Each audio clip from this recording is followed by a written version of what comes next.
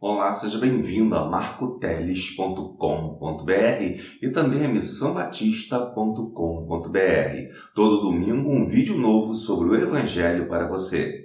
Quero pedir que você curta, comente e compartilhe para ajudar o canal a ser mais propagado. Acesse também missãobatista.com.br para encontrar lá alguns cursos bíblicos de formação teológica livre para você, tá bom? Visite! O assunto de hoje é por que Deus permite que as igrejas tenham maus pastores? Por que alguns pastores são tão maus e às vezes até hereges? Por que Deus permite isso?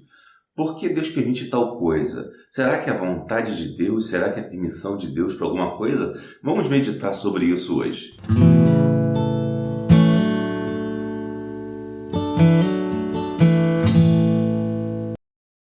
Precisamos entender que quando acontece alguma coisa de uma igreja escolher mal um pastor, geralmente as pessoas dizem imediatamente, sem parar para analisar os fatos que ocorreram, dizem que foi vontade de Deus. Bom, podemos dizer sim que foi vontade permissiva de Deus, ou seja, Deus permitiu aquilo porque a igreja queria daquela maneira. E nós vamos ver isso por alguns motivos, porque nós precisamos entender o que significa a vontade permissiva de Deus. A primeira coisa que precisamos entender sobre a vontade permissiva de Deus é que Deus não envia o mal. Se o mal chegou à sua igreja, ele veio ou por pernas próprias ou através da própria igreja que colocou o mal no púlpito, certo? Então é necessário que a igreja entenda a sua responsabilidade na escolha de um bom pastor ou de um mau pastor. Quando falamos em vontade permissiva de Deus, estamos falando que Deus permite o que o homem quer. Às vezes Deus está mostrando a verdade, Deus está mostrando a vontade dele, mas o homem quer outra coisa. E é aí que Deus permite. Então, quando dizemos que Deus permitiu que um pastor mal fosse escolhido, isso aconteceu por quê? Porque Deus permitiu a vontade da igreja. A vontade da igreja estava errada. E não significa que Deus enviou um mau pastor para aquela igreja, mas sim que a igreja escolheu. É obrigação da igreja, como de todo homem, escolher direito. Tudo devemos escolher direito e não simplesmente escolher mal e depois dizer, foi vontade de Deus. Não, isso não é bíblico, isso é uma ilusão que criaram para justificar erros cometidos. E precisamos aprender com os erros, corrigindo os erros, e não simplesmente justificando os erros. E justificando erroneamente, dizendo que foi vontade de Deus. Não, foi vontade da igreja que Deus permitiu escolher mal. É fundamental que você entenda que escolher um pastor não é algo que vem do céu, que Deus derrama sobre você e joga lá o pastor que você precisa. Não, a Bíblia nos ensina que é função da igreja escolher um bom pastor. Você vai encontrar em 1 Timóteo, 2 Timóteo, Tito, a Epístola de Pedro, pelo menos, e inclusive em João, em 3 João, você vai encontrar alguns sinais de que é necessário saber escolher um bom pastor. É obrigação da igreja. Portanto, a igreja não pode se desculpar dizendo, aconteceu mal porque Deus permitiu. Ora, Deus permitiu porque foi vontade da igreja escolher mal. Precisamos entender que nós temos o livre-arbítrio, e se temos livre-arbítrio, obviamente, nós podemos escolher bem ou mal, e devemos estar prontos a reconhecer a nossa culpa na escolha e a nossa responsabilidade na escolha. Porque se escolhemos mal, a nossa responsabilidade é corrigir aquilo conforme a Bíblia ensina. E é sobre isso que eu vou mostrar a você alguns textos bíblicos hoje. Vou mostrar alguns textos bíblicos que ensinam como escolher um bom pastor. Mas antes, eu vou te mostrar alguns pontos importantes a você considerar sobre uma escolha ruim de pastores. São algumas questões políticas e culturais dentro da própria igreja que levam a uma escolha ruim de pastores. Bom, por que a igreja escolhe mal? Primeiro, a igreja escolhe mal por causa da política para-eclesiástica. Existem associações de pastores, ordens de pastores, que muitas vezes se tornam um ambiente corporativo, né, o corporativista, melhor dizendo, onde os pastores às vezes se indicam uns aos outros mutuamente e, na verdade, não estão muito preocupados em indicar verdadeiros vocacionados, mas sim aqueles que fazem parte de seu grupo. Então, associações para-eclesiásticas, como associações e convenções, muitas vezes não são as mais indicadas para você procurar alguém para ajudar na sucessão pastoral de sua igreja, porque provavelmente eles têm vínculos políticos e vão indicar aquelas pessoas que eles consideram que sejam aliados políticos deles. Isso aí vai acontecer invariavelmente. E este é um dos grandes motivos dos pastores serem mal escolhidos, porque são escolhidos por questões políticas de convenções ou associações. Se associações fossem capazes de escolher bons pastores, elas seriam capazes de promover ainda mais a igreja. Mas o que nós vemos, especialmente nas associações batistas, é que elas vão de mal a pior. Nós tínhamos antigamente a JUEP, que era a maior gráfica, a maior editora da América Latina, como batistas. Hoje a JUEP sequer existe. Para você ver que as associações e convenções vão de mal a pior devido à política para-eclesiástica. Um pastor indicando o outro para fazer política. E nessa em questão de fazer política, eles cometem erros, metem os pés pelas mãos e indicam os maus pastores para a sua igreja. Portanto, não chame uma convenção ou associação para ajudar, porque eles só vão atrapalhar. Fique com a Bíblia. Eu vou te dar os versículos bíblicos. Outro motivo também para escolhas erradas são as famílias que dominam algumas igrejas. Tem algumas igrejas, melhor dizendo, que tem algumas famílias que se tornam donas da igreja, se tornam quase que diretoras da igreja de uma forma geral. O que aquela família diz, aquela igreja segue e por aí vai. Precisamos tomar muito, mas muito cuidado com isso, porque as famílias, embora sejam desejadas, né, e sejam incentivadas na Bíblia Sagrada, a igreja deve incentivar, devemos tomar cuidado com a propriedade da igreja passar a ser de uma família. Isso acontece inclusive em igrejas batistas. Essa propriedade passa politicamente para algumas famílias. E nessa propriedade política, essas famílias também vão interferir e interferir mal, porque vão querer colocar somente aquelas pessoas de sua família ou que sejam aliados políticos dele e que às vezes geram problemas muito sérios. Por exemplo, em algumas igrejas aí existem pastores que são indicados por famílias que dominam igrejas e que inclusive um que eu conheço, né, pelo menos de vista, ele defende até casamento gay. Ou seja, é um cara que defende a ideologia de gênero, porque foi indicado por uma família, pela família dele que estava dentro da igreja, dominando a igreja. Portanto, o fato de uma família ser tradicional numa igreja não quer dizer nada na escolha de um pastor. Você precisa se pautar pelos princípios bíblicos. Vamos a eles. Eu vou citar os versículos bíblicos, mas somente os endereços. Não vou lê-los para o vídeo não ficar extremamente longo, né? Porque no YouTube nós não temos muito tempo para falar. Mas seria bom que você depois pesquisasse cada versículo desse e verificasse se o que eu estou falando bate realmente com o que o versículo diz, tá bom? Então nós vamos ver primeiro 1 Timóteo 3,2. Tiramos algumas afirmações de 1 Timóteo 3,2 acerca de um bom pastor, da escolha de um pastor. Para escolher um pastor, você tem que escolher um pastor que seja irrepreensível. Mas agora tem uma pequena diferença. Às vezes a gente pensa que ser irrepreensível é alguém de quem todo mundo fala bem. Não, não é isso. Às vezes as pessoas falam mal. Mas falam mal por quê? Porque não vão com a cara dele, porque ele é muito honesto. Isso é bom. Então ele pode ser irrepreensível, mas ser até odiado, exatamente por ser honesto. Então é interessante que se observe que o pastor precisa ser irrepreensível. E para ser irrepreensível, alguém às vezes não será muito amado pelos mundanos.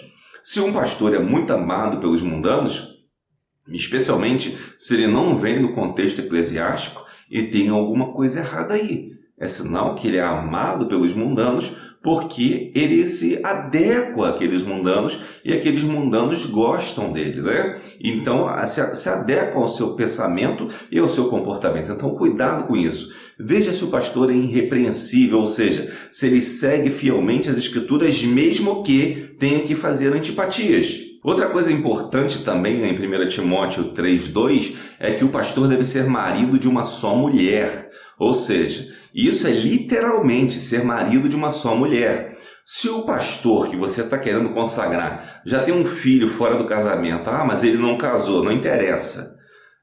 Casamento na Bíblia é conjunção carnal. Se ele teve conjunção carnal e gerou filhos especialmente, ele se casou com aquela mulher, mesmo que ele não tenha feito isso em cartório, ou que não tenha feito essa celebração em igreja nenhuma. Não precisa, basta ter filhos fora do casamento, que ele já não é mais marido de uma só mulher, certo?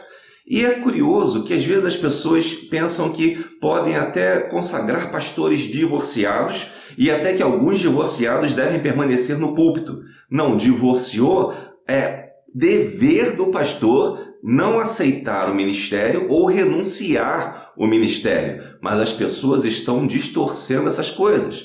Estão querendo ser marido de várias mulheres, né? Uma depois da outra, pelo menos, que se saiba, e com isso continuar sendo pastores. Não pode. Tem que ser marido só de uma mulher, salvo no caso de viuvez, obviamente, né? Mas marido de uma só mulher. Quantos pastores você encontra por aí que às vezes são consagrados simplesmente porque são pessoas que têm dinheiro, por exemplo? E um pastor que o consagra até briga para consagrá-lo, mesmo ele sendo divorciado.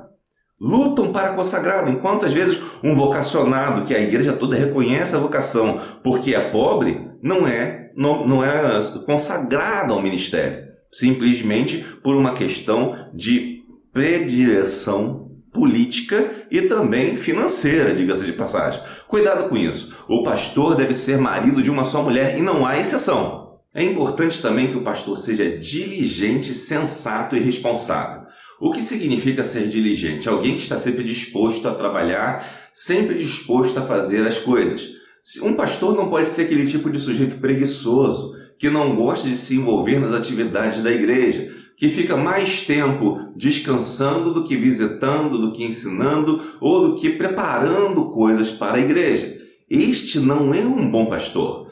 Um pastor que não tem a capacidade de diligência, se ele não consegue ser zeloso pela obra de Deus, se ele não consegue ser responsável pelo que está acontecendo, ele não merece ser pastor. Se, por exemplo, acontece alguma coisa e o pastor diz, isso é responsabilidade do ministério tal, não, é responsabilidade dele também. A não ser que o ministro tal também tenha a mesma qualidade de pastor, certo? Então, tome cuidado com isso, com os pastores que não são diligentes. Os problemas que se tem antes de política levam a essas coisas. Não vou me deter tanto sobre a política, porque já falei onde ela está. Mas tome cuidado com isso. Às vezes, nomeamos alguns pastores politicamente e encontramos pessoas como adúlteros, pessoas casadas novamente e também pessoas que não são dirigentes nem tão responsáveis assim. Outra coisa é que o pastor também deve ser hospitaleiro. Isso é muito importante, saber receber as pessoas, mas não receber somente para demonstrar, que é hospitaleiro. Ele tem que ter essa prática durante toda a sua vida de cristão.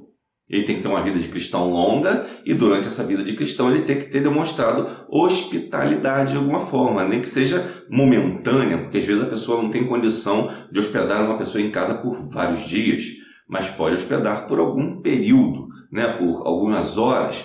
Mas é importante que o pastor seja hospitaleiro. Outra coisa importante é que essas qualidades, elas são cumulativas. Tem que ter todas essas qualidades que eu estou falando para você. Não pode ter uma e não ter outra. Tem que ter todas elas. Outra coisa importante é que o pastor também tem que ser bom professor de Bíblia.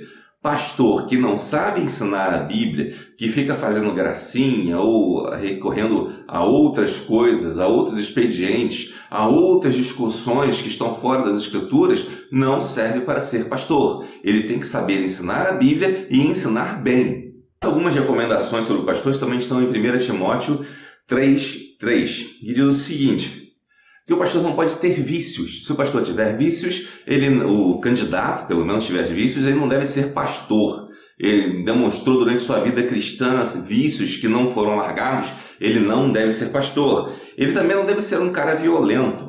Vamos entender que violento é diferente um pouco também de ter, de repente, uma palavra um tanto quanto rude, né? Não naquela rudeza de ser, digamos assim, falar palavrões ou coisa do tipo. Mas às vezes o sujeito é rude por ser incisivo.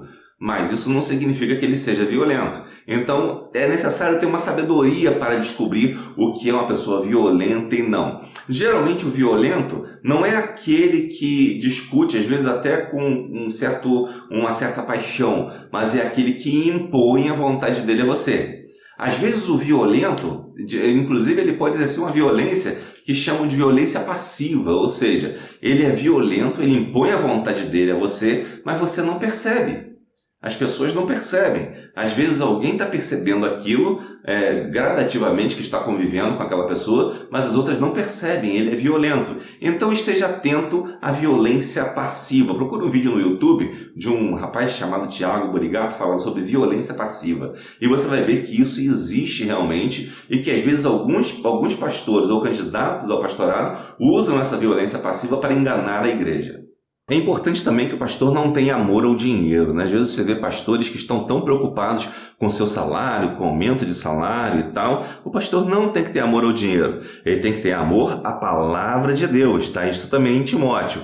Observe, o pastor precisa ter mais amor à palavra de Deus e não se preocupar tanto com quanto vai receber.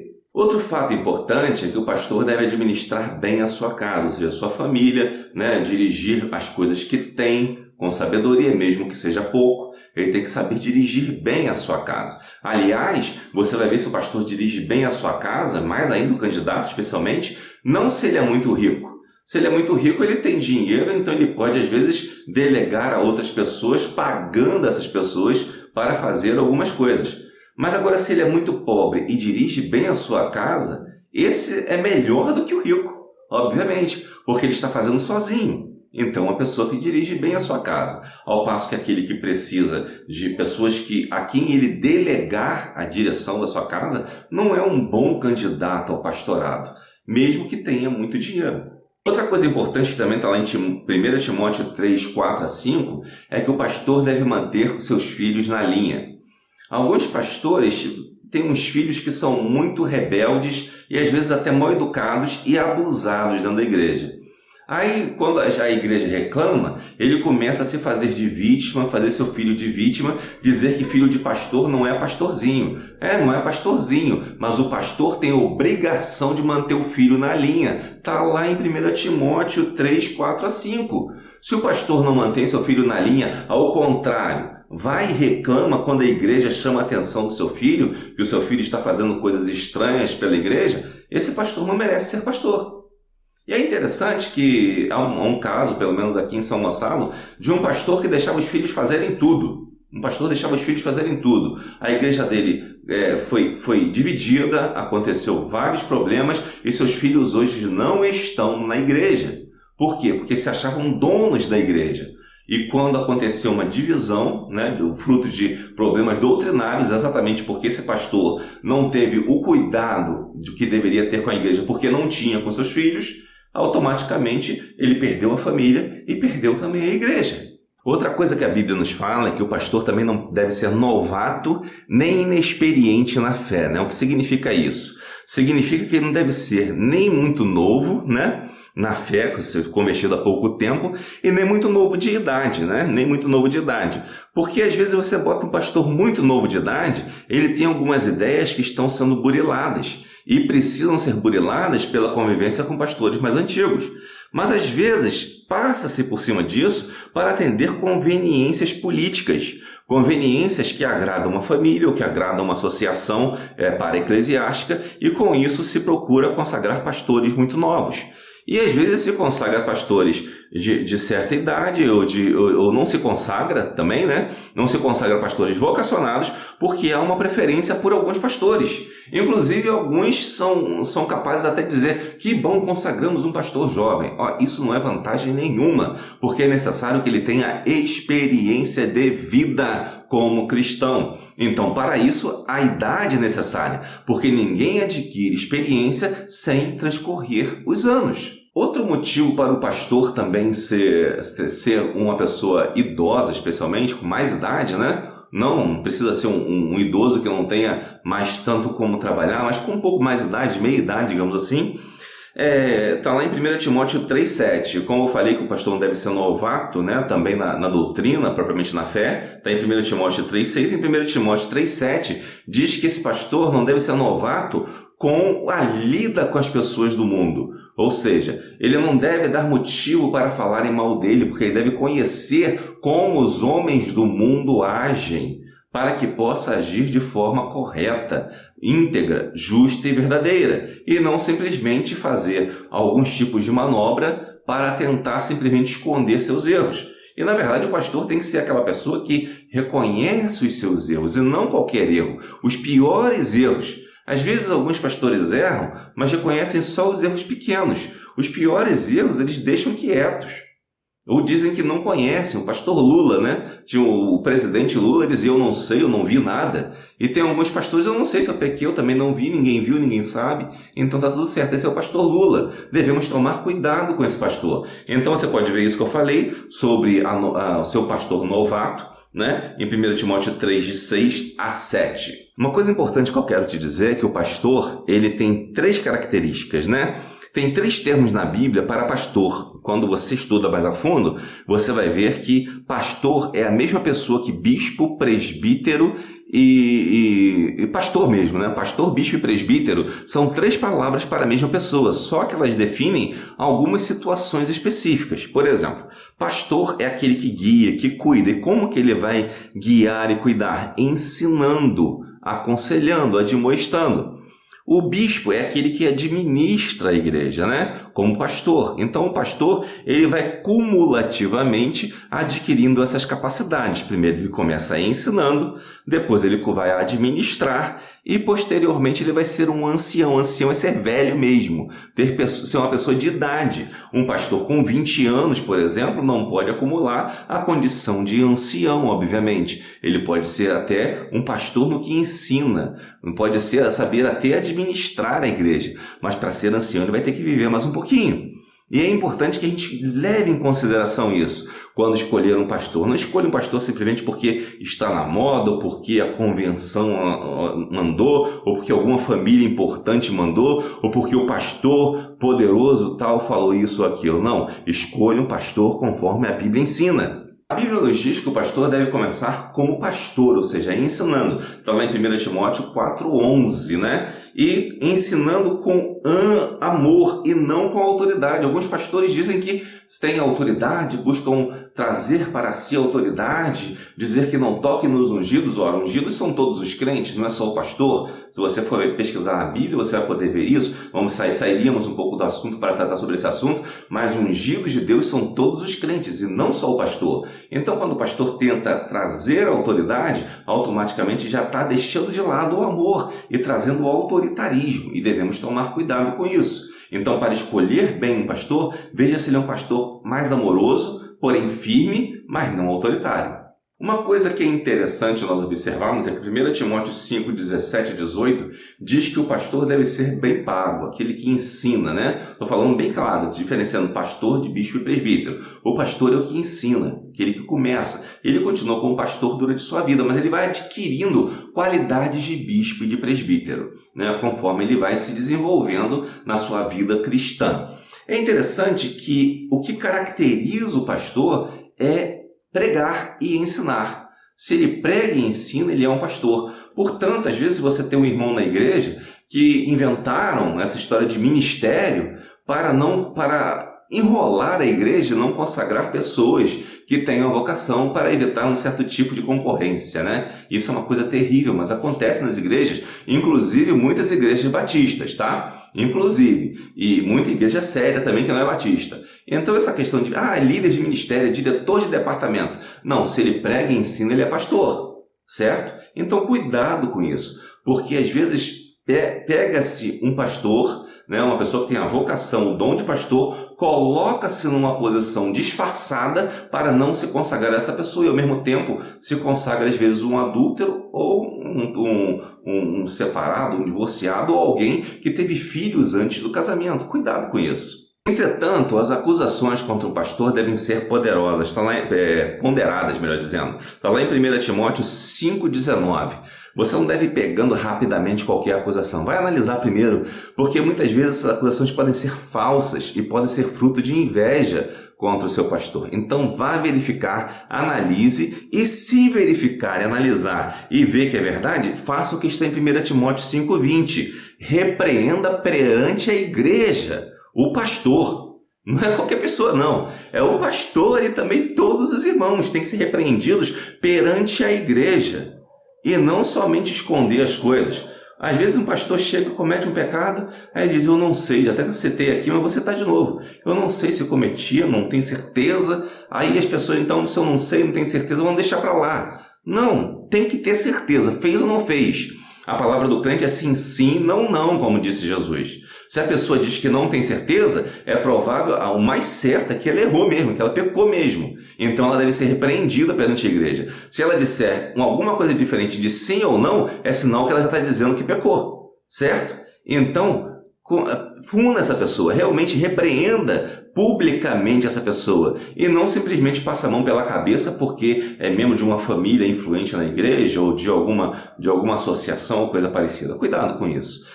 Isso é importante nós considerarmos quando formos escolher um pastor. Se um pastor tem esse histórico de dizer assim, eu não sei se cometi o pecado, então deixa para lá. Querer o benefício da dúvida. Não há benefício da dúvida para um pastor. Um pastor deve dizer sempre sim ou não.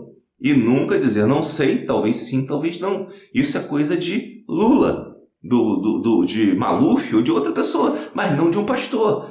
Que o Maluf disse nego, nego, nego, e depois falou descobrir alguma coisa. O Lula também não sei, não vi nada. Ora, se ele está lá, ele tem que ver, ele tem que saber, tem que dizer sim ou não.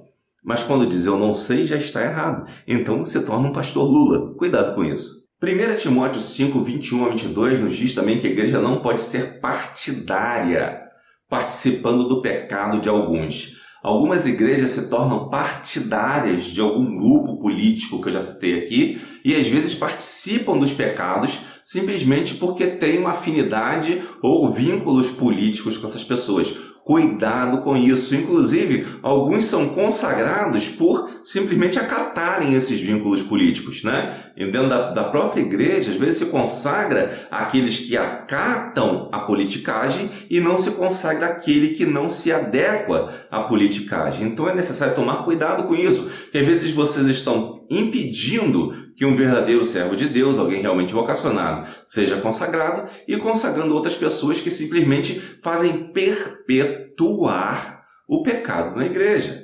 Então devemos tomar muito cuidado com isso, observe isso quando for consagrar um pastor. Em 1 Timóteo 6, de 6 a 18, diz que o pastor deve estar satisfeito com o seu salário. Já falei isso aqui, mas vou repetir. Alguns pastores costumam reclamar muito do salário. Estão sempre reclamando do salário, querem sempre aumento, dizem que não conseguem, mas o pastor deve estar satisfeito com o seu salário. Leia 1 Timóteo 6, de 6 a 18, e você vai ver que o pastor, além de estar satisfeito com o seu salário, ele não pode preferir os ricos, por exemplo. Às vezes alguns pastores dão certas atenções aos ricos para que os ricos apoiem até o aumento de salário. Cuidado com isso, tá bom? Isso também não é uma prática boa e você deve estar atento se o pastor que você está almejando para a sua igreja praticou isso na igreja em que ele é oriundo. Tem que ver isso. Faça uma sondagem, faça uma pesquisa. É responsabilidade da igreja saber isso. Não adianta depois dizer, Deus permitiu. Se Deus permitiu é porque a igreja foi relaxada no que deveria. Às vezes o relaxamento é por ignorância, por desconhecer os princípios bíblicos e por entregar isso na mão de associações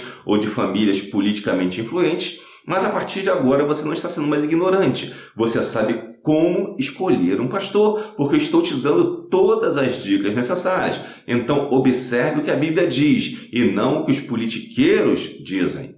Em 2 Timóteo 2, 15 a 16, reforça-se que o pastor deve ser perito nas Escrituras. Não pode ser um pastor que seja meia boca, como se diz aí nas Escrituras. Ele tem que ser perito nas Escrituras. Claro que ele não vai saber tudo, mas ele precisa ser perito, saber muito, saber o suficiente, saber ensinar bem para que as pessoas aprendam. Estou repetindo isso porque isso é fundamental para a saúde de uma igreja. Um pastor que não sabe explicar as Escrituras é perigoso. Eu vou contar para você até uma história. Tem um pastor que era consagrado e pregava numa igreja, uma pregação linda, e era consagrado. Depois daquilo, o pastor não pregava mais. Não queria pregar mais, porque ele só tinha aquela pregação. Ele às vezes fez aquela pregação com a ajuda de alguém, treinou aquela pregação repetidas vezes e pregava de tal forma que enchia o coração das pessoas com mera retórica. Mas ele não tinha habilidade para continuar pregando. Ele não era perito. Isso já aconteceu aqui em São Gonçalo, inclusive. O pastor não era perito em pregação, não era perito no ensino da palavra.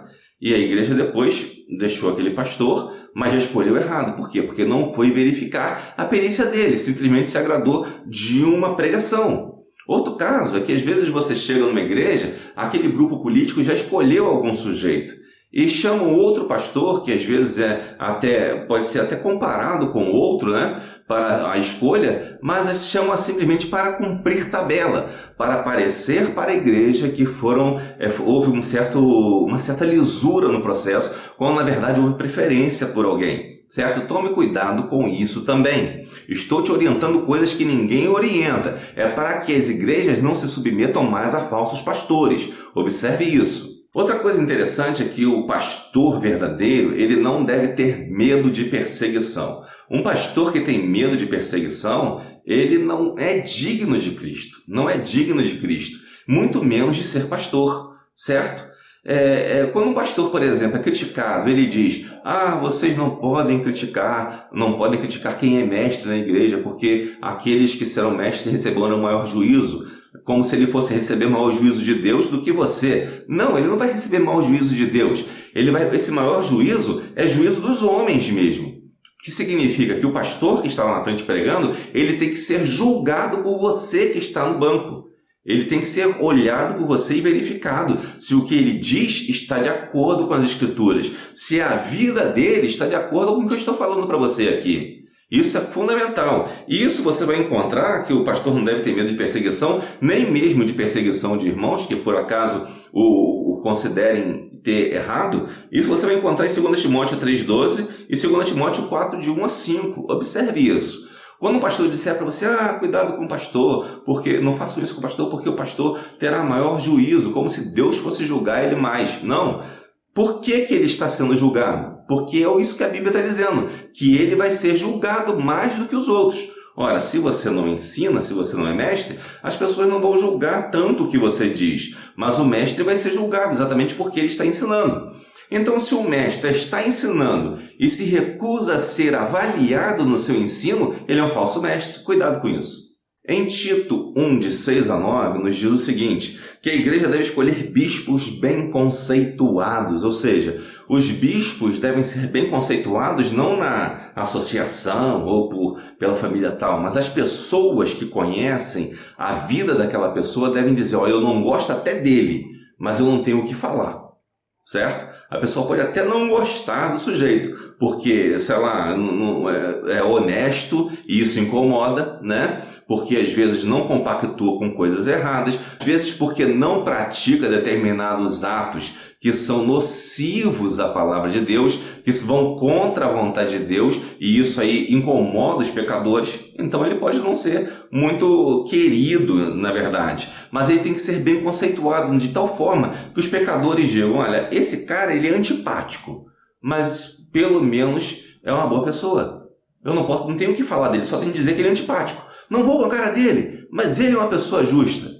Isso que tem que ser o testemunho do ímpio para com o pastor, né? Ou um candidato ao pastorado. Ele pode detestar aquela pessoa, mas se você perguntar o que você tem contra ele, insista, o que você tem contra ele, você vai ver que as justificativas serão sempre que não desabonam ele. Pelo contrário, são justificativas que estão ligadas, na verdade, à sua fidelidade às Escrituras. Portanto, não vai pensando assim: o mundano fala mal daquele sujeito. Mas se fala mal simplesmente genericamente, então você deve tomar muito cuidado. Mas se ela mostra situações pontuais e repetidas daquele sujeito, aí você sim pode até pensar em dar algum valor, mas antes verifique com outras fontes, tá bom? Então nós vemos aí em Tito 1:6-9 que o pastor deve ser uma pessoa bem conceituada, se ele for escolhido especialmente para o caso de bispo, ou seja, de administrador da igreja, tá bom?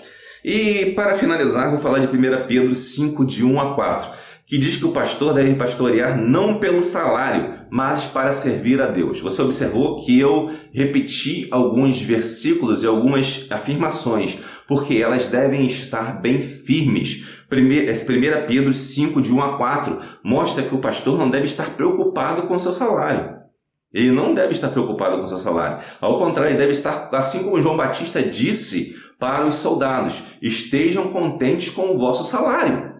E às vezes o pastor não está contente com o seu salário. Ele quer aumentos e coisas parecidas, né? Quer alguns privilégios, algumas coisas, né? Como se fosse quase um deputado. Então cuidado com isso, tá bom? Se o pastor tem essa prática já na igreja de origem, ele não serve para a sua igreja. Então tome cuidado com isso. É melhor até que o pastor trabalhe fora. E tenham outros pastores na sua igreja, tem mais de um pastor que trabalhem fora e que exerçam o ministério, do que você ter um pastor que se preocupe só com o seu salário e às vezes não seja tão diligente ou que tenha algumas conveniências e conivências com a política eclesiástica ou para-eclesiástica, tá bom? Então essa foi a mensagem de hoje em marcoteles.com.br. Continue conosco a cada dia para aprender mais da palavra de Deus. Esse vídeo encerra por aqui. Que Deus o abençoe rico e abundantemente.